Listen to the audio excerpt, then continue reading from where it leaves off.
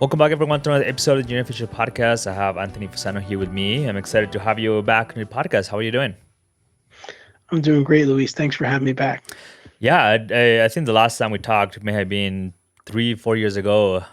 Things have changed a lot, but I'm excited to continue following all the great things that EMI is doing and all the amazing podcasts and content and everything. But for the audience that maybe haven't heard too many of your content, can you just give us just a quick overview of what activities you guys are working on right now, podcasts, just initiatives in general?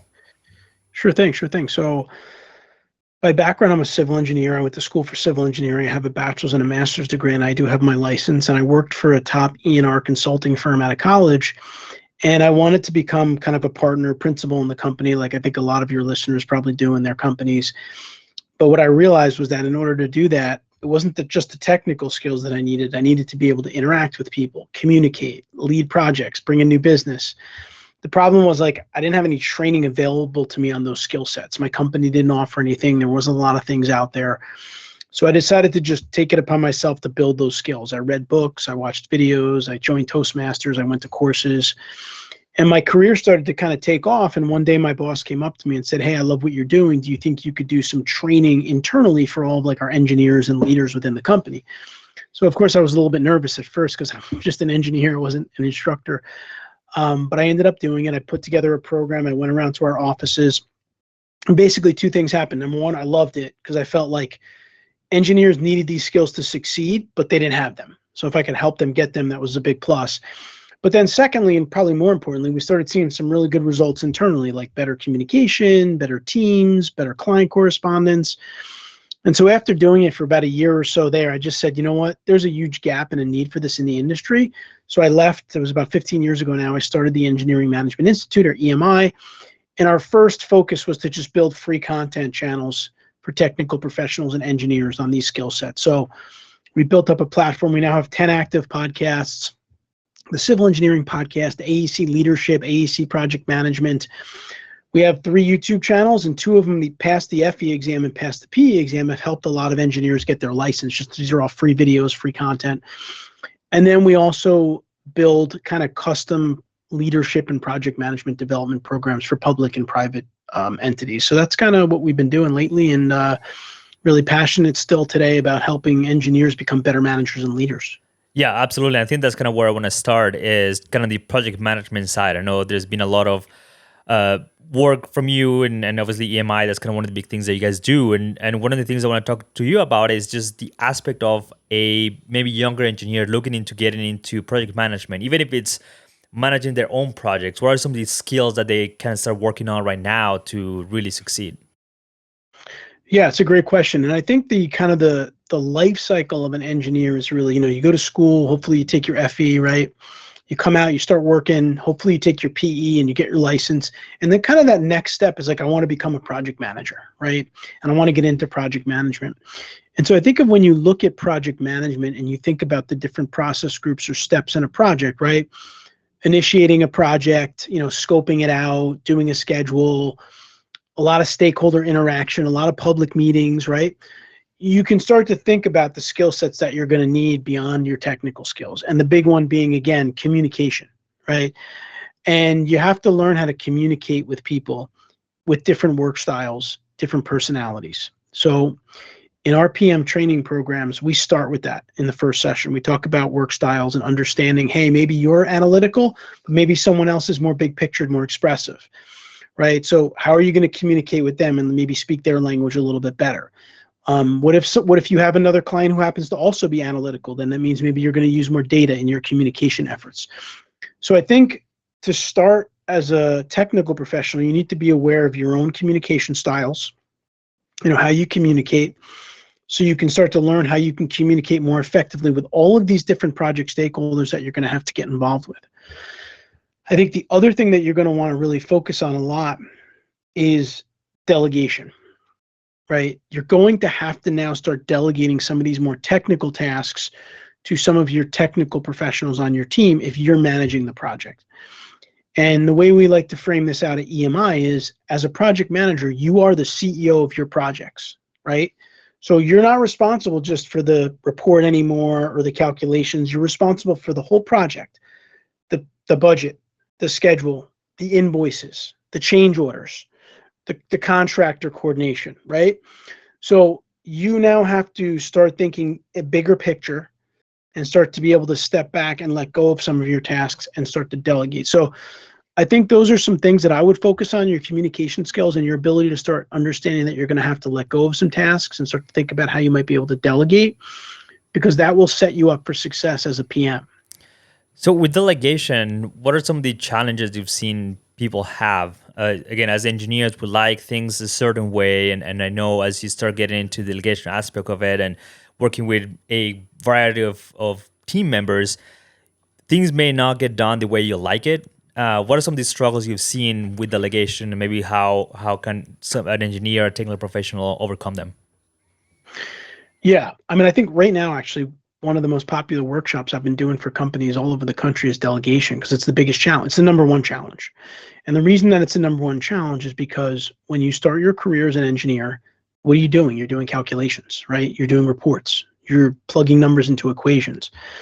Then all of a sudden you become a manager and someone tells you you need to stop doing those things, right? But now those things are very comfortable for us and we like doing those things, right? We're comfortable in that area. So one of the biggest challenges for technical professionals is that they have to learn to let go of those things. And there's different obstacles as to why it's not that easy, right? Maybe sometimes it's really just operational. Like you don't have good people to delegate to that know how to do it, right? That could be one way. But regardless of what the reason is, the way that you can start to wrap your head around letting go, the way that I help professionals do it, is I ask them the question, or I ask them to ask themselves the question: what if I were able to delegate 30% of my tasks today? What could I replace them with, right? And all of a sudden they start saying, oh my gosh, I could do more business development. I could do more sales. I could do more leadership development, more mentoring. So hopefully by having that conversation and going through that activity, that pushes them to really understand that they need to let go, because you're not going to be able to do the stuff that you have to do as a leader if you get stuck in all the details of your projects. Yeah, and I think that's something that, again, I'm not a project manager right now, but I've seen people are struggling through that. And again, I'm kind of in a mid-level kind of engineer where there is some people that I work with. Sometimes you have to like delegate some of the tasks, and there's always that friction of like, I know I can just do it faster, but at the same time, if I free up some of that time, then I can work maybe these bigger picture projects, or really maybe improve my skills in a certain area that I need to work on right now. So I think delegation is one of those things that it's hard to overcome, especially for engineers that, again, like things done a certain way, and a lot of times we don't see the benefit kind of on the other side. Have you seen kind of something similar, just kind of with the people you're working with? Have you worked with maybe like younger engineers, and what have been some of those challenges that you've seen there? I think the biggest challenge is the one that you said, which is it's people just say it's quicker and easier to do it myself, right? So what I say to that is it's quicker and easier to do it yourself if it's something you're only going to do once or twice. But if it's something you're going to start, you have to do multiple times, multiple projects over months, over years, it really makes sense for you to invest in someone else, teach them how to do it, take the time to teach them how to do it, because ultimately it's quicker to do it now, but it's not going to be quicker if you have to keep repeating it. And the other thing that I tell people is when you say it's quicker and easier to do it yourself, again, that's like a short-term view. But the other thing that you're hurting when you do that is you're not developing your team members, right? Because you're not giving them the opportunity to learn a new task. The way I like to say it is I like to use the term developmental delegation, right? So not only will delegation help you to do more leadership type actions, but it will help your team to start to do new things and develop their next level of skills. So it's kind of a win-win. And if you're just keep saying it's easier to do it myself, you're losing out on both of those things. Yeah, and I think, like you said, we can do it faster, but if you're not developing our team, then our team is just going to stay at the same level, and we're not able to work on these things kind of together at the same time.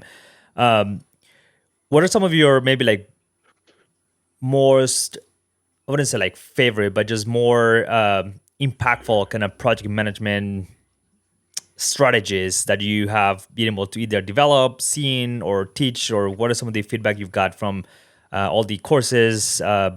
books and everything that you guys work on? Yeah, so we do a lot of big project management programs for big companies, hundreds of PMs. So we get to interact with a lot of PMs. And what I would say is one of the most important aspects of project management that I think is overlooked is planning, the planning aspect of your project, right? Doing a project management plan, going through the entire project or proposal or contract and understanding everything before you start the project, and then having a really above average project kickoff meeting.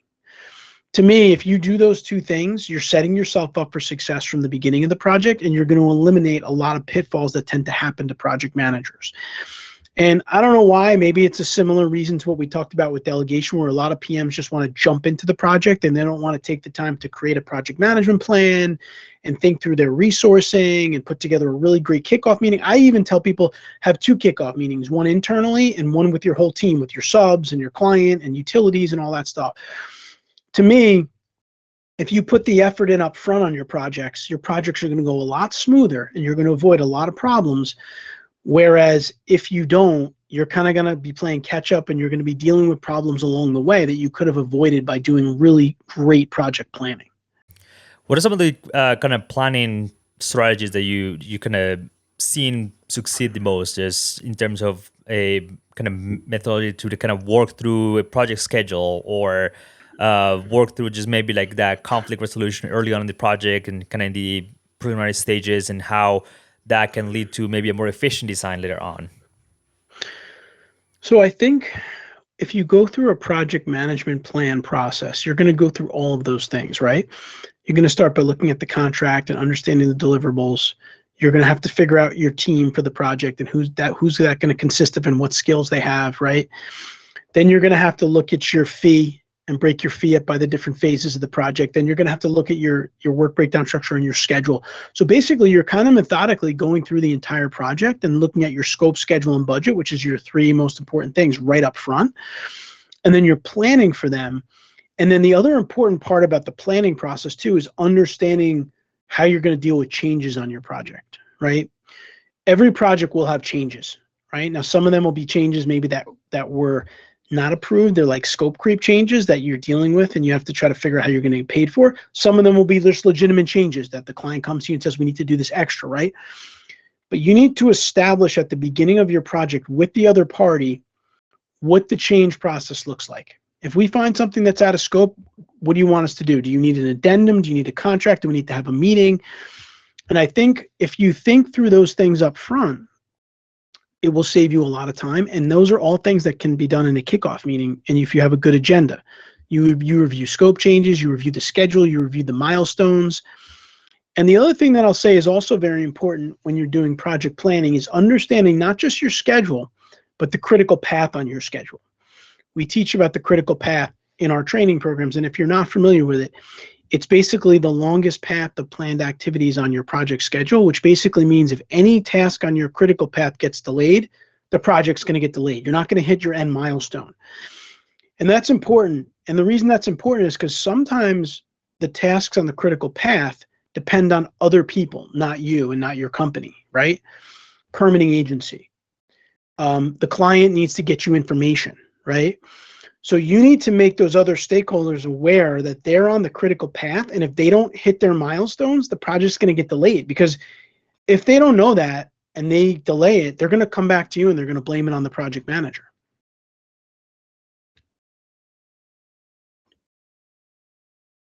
Oh, Luis, I can't hear you anymore. Hey, Luis, I can't hear you anymore. Can you hear me? Luis, I can't hear you.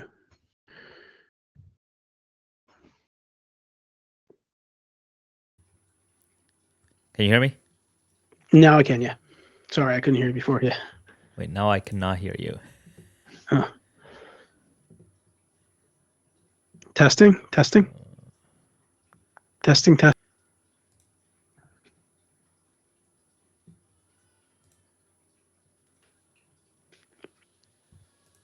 Yeah, I don't hear you. Testing. Can you hear me now? There you go. Testing. Okay. I don't know what happened. Sorry. No worries. Probably something on my end. I don't know. I was just saying that that's a great segue to kind of the next point I was going to touch on in terms of just kind of an early engineer looking to jump into a project manager position.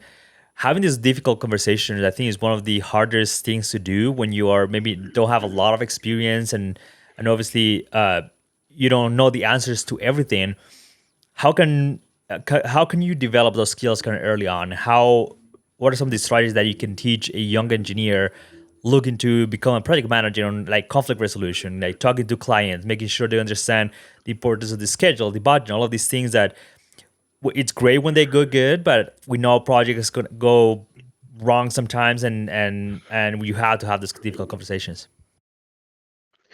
Well, the first thing I'll say is a very difficult thing to do because usually early in your career, your confidence is kind of low. And the way I describe this is like everybody has like you think of like a jar and the jar is empty, meaning like you have no confidence when you start your career. And then every time you do something, it fills up the cup a little bit and you get a little bit more confidence, right? So when you're dealing with difficult conversations, if you haven't been involved with them before, it's very difficult to get into them for the first time, right? But what I would say is one of the most important things to do when you approach a difficult conversation is you need to understand what the other party wants and why they want it, right? Your client wants to get the project done on time so that they make the most amount of money they can on their project or whatever the case may be, right? If it's a public organization, they want to get the project done on time because they have a lot of citizens that need the road to get back opened, right?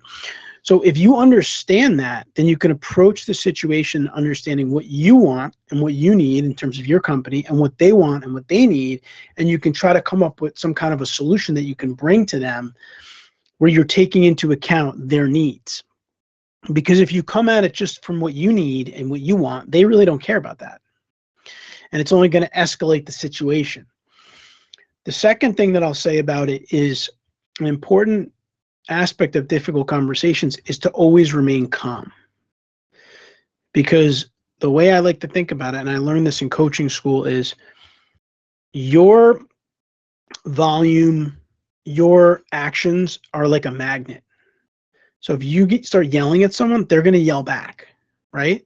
If you stay calm and collected, then they're probably going to stay calm, right? They're kind of going to feed off of you. So if you can try to understand what they want and what they need and think about how you can make something work, and then you try to stay kind of calm, I think those two tips can be very helpful for you, especially if it's your first time doing it. And then once you have success, you grow that confidence and build that confidence up. Yeah, and that kind of keeping calm is definitely not an easy skill to have when you don't have the confidence and whatnot. I have this vivid memory. I was like 2 years out of school. I was working a project with just my supervisor, and we're talking to the contractor, and the contractor starts getting again obfuscated, angry, and just kind of start yelling and everything. And I was like, what do we do now? Right. And like exactly what you say, just like stay calm, collected, talk to him. Like we just want to be done with this project. We want to find a solution that is good for the contractor, for the client, for the engineer.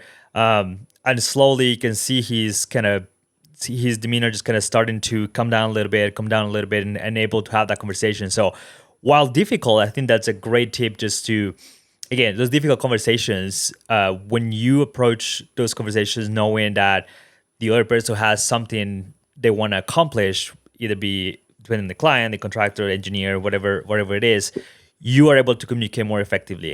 And keeping that calmness may not be easy at the beginning, but again, it's kind of a skill that it's hard to develop, but it's one that is pretty useful, especially communication being one that is very important for engineers. Yeah, and I think one of the things too that I'll say, going back to kind of your point there, is you have to remember that even if you get into a conflict with someone, this may be a client that you still want to have a relationship for like 2 years after this, right? So you have to remember whatever happens in that moment is reflecting the relationship as you continue it.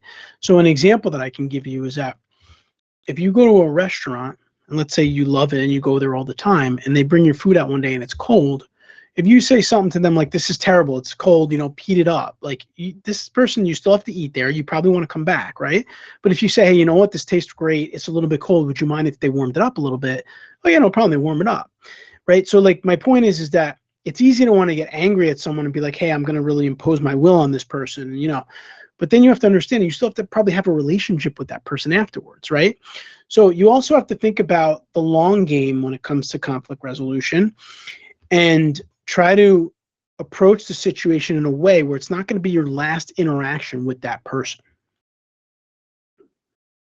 Yeah, I think that's very true. What about an engineer kind of trying to develop that leadership skill in general? Again, kind of looking to become a project manager. How can they develop that maybe authentic leadership skill, personality, if you will, that is going to serve them well as they progress in their careers? Yeah, so I think leadership is, means a lot of different things to a lot of different people, but the way that I look at it is leadership is helping your team members to be successful in their jobs, right? And so if you want to build your leadership skills, I mean, all the stuff we talked about so far is going to be important, right? The communication skills, the ability to deal with people and conflict. But the other thing is that you have to put the team first, right? That's the best leaders that I know, right? They're focused on serving, not being served, right? And so you have to come up, I like the servant leadership mindset. I like understanding your team members, where their needs are, how you can show up every day and help them succeed. And I think I know it sounds very simplistic, but I think it's a great approach. And I think if you're checking in with your team members regularly and saying, how are things going? What do you need from me? How can I help you? That's just like going to be natural leadership. I think that people are looking for their leader to help boost them up, help them support them, help them to grow. And then I think also just letting them know that, listen, you're going to deal with difficult situations in your career, on your projects. I'm here to help. Let me know what you need. You need some mentoring, and like some of the stuff I just said a couple minutes ago, I would tell them, you're in a conflict situation. This is how you handle it. But I think it's important to let them know that you're there to support them, because what happens in the engineering industry is a lot of people are afraid to talk to their supervisors because they think they're too busy for them, right? They're very billable, they're busy, their time is worth a lot. So you have to kind of disarm that and say, listen, if you need something, you got to come and see me. I'm here to help you. Doesn't matter what else I have going on. I want to see you succeed. To me, I think that's one of the most important aspects of leadership, because if you get caught up in your own stuff and you're not focused on your team, then you're not being a great leader. You may be a great engineer, but you're not being a great leader. Yeah, absolutely. Do you have any last piece of advice for any engineers looking to become project managers? I would say a lot of times people will ask me about, like, if I don't have time to work on a lot of skill sets, what's one I should really focus on? And I always come back to public speaking, because to me, the act of public speaking builds your confidence, right? And helps you to be a better communicator. And those two things are the most important thing in your career. And if public speaking is the one thing that can help you with those things, then I would do it as much as I can. And as a project manager, you're going to need to speak in front of people. I mean, public meetings, planning meetings, internal meetings, utility meetings, project kickoff meetings. So I would invest in learning how to speak effectively in public. And by doing that, you're going to become a better communicator, you're going to be a better speaker, and you're going to be more confident professional. And if you add all those things up, it's going to help you to be a great project manager. Absolutely. Appreciate all the great advice and great conversation we had here today. Where can people find you, reach out to you if they have any questions, or just connect with you? So, I mean, you can get me on LinkedIn. You can find me on LinkedIn very easily. You can also go to our website, engineeringmanagementinstitute.org. And on the website, you'll be able to get all access to the free podcast and everything I talked about. I'll also mention that I have a new book, Beyond PM Training, how to build a scalable AEC project management ecosystem. And you can find that at aecpmbook.com. So that's aecpmbook.com. Awesome. We'll make sure we link all of that. Thank you for your time. All right, Luis, thanks so much for having me. If you enjoyed this episode of the podcast, you're going to love the content we have over our newsletter. Every issue comes packed with information about the episode that we recorded, giving you detailed action items, as well as just reflection on some of the things that you could apply in your career, in your life. And I always enjoy sitting down on a Sunday, Saturday sometimes, and writing down each newsletter. Comes packed with a lot of information, a lot of links, a lot of great lessons and knowledge that we share both in the podcast, but I'll try to go a little deeper into that connection. So if you are interested in that at all, go to luisfelipeduque.com/newsletter. All the information is there. I'm excited for the podcast and where it's going. So I want you to know about that resource as well.